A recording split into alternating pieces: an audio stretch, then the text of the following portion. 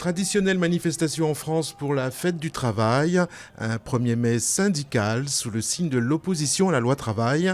À Paris, plusieurs milliers de personnes ont pris le départ du défilé place de la Bastille.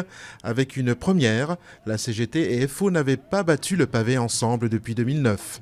Plus tôt dans la journée, Jean-Marie Le Pen, sous la statue de Jeanne d'Arc, a mis en garde contre la désunion, alors que la présidente du FN, Marine Le Pen, avait-elle organisé un banquet populaire et patriote, porte de la Villette, avec plus de 2000 convives. L'arrêt des bombardements sur Alep, c'est ce que réclame Washington, alors que la trêve entrée en vigueur le 27 février a volé en éclats avec les raids du régime de Bachar el-Assad depuis le 22 avril. De son côté, la Russie a annoncé que des pourparlers étaient en cours pour parvenir à une suspension des hostilités. Au moins 2 morts et 22 blessés dans un attentat contre la police à Gaziantep, dans le sud-est de la Turquie. L'explosion a été provoquée par un véhicule piégé, selon les autorités.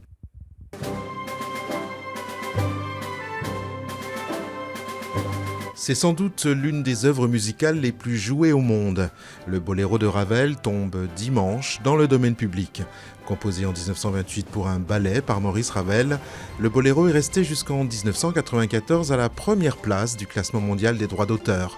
Désormais, plus de droits à verser, le boléro appartient à tout le monde.